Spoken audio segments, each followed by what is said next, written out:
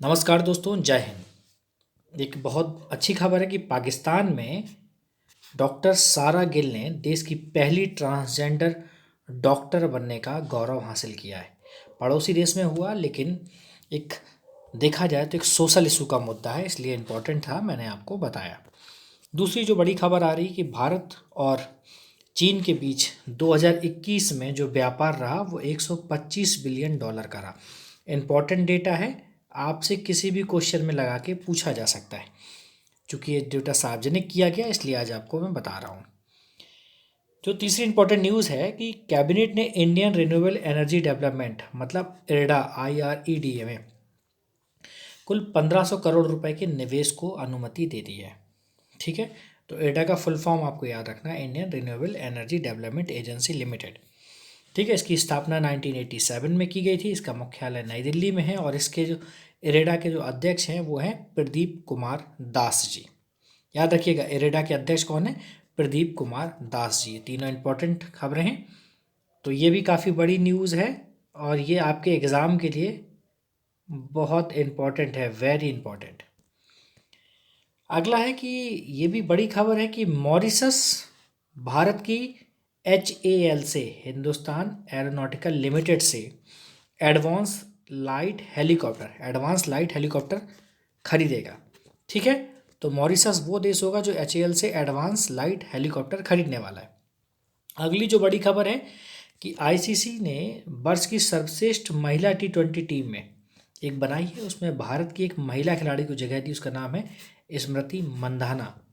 Most important, किसी भी exam में आ सकता है, चाहे लेखपाल के एग्ज़ाम में आ सकता है, ठीक है, चाहे वो SSC के एग्ज़ाम में आ सकता है, PCS के एग्ज़ाम में भी आ सकता है।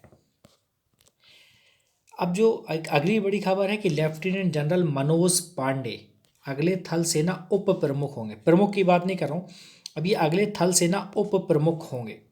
ठीक है, उसके बाद ये प्रमुख बनने के इनके चांस बनेंगे। भारतीय सेना की स्थापना पे बात करते हैं, कहाँ हुई थी, कब हुई थी? 1 अप्रैल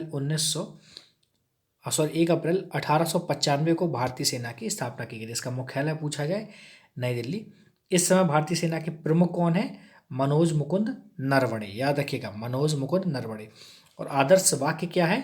स्वयं से पहले सेवा। याद रखिएगा, आदर्श वाक्य है स्वयं से पहले सेवा। इसके बाद जो बड़ी खबर है कि यूरोपीय संघ की संसद की अध्यक्ष वो बनी है रॉबर्टा मेट्सोला। रॉबर्टा मेट्सोला, याद रखिएगा, रॉबर्टा मेट्सोला ने यूरोपीय संघ की अध्यक्ष बन गई हैं।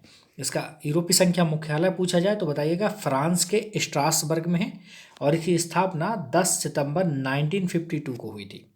ठीक है, 10 सितंबर 1952 को हुई थी, याद रखेंगे आप लोग। और जो अगली बड़ी खबर है कि नरेश कुमार गोयन का AEPC के नए अध्यक्ष नियुक्त किए गए हैं। ठीक है, इसका मतलब है परिधान निर्यात संवर्धन परिषद।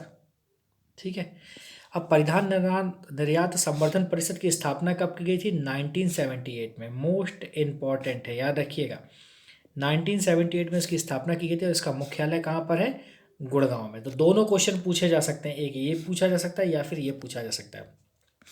और ये भी पूछा जा सकता है कि AEPC के नए अध्यक्ष किसको नियुक्त किया गया है। तो वेरी वेरी मोस्ट नहीं, वेरी मोस्ट इम्पॉर्टेंट क्वेश्चन है और ये तीनों क्वेश्चन किसी ना किसी एग्जाम में ज़रूर छप के आने वाले। तो उम्मीद करता हूँ कि आपको 21 जनवरी की करंट अच्छी लगी होगी। इसी के साथ ही थैंक यू, धन्यवाद और जय हिंद।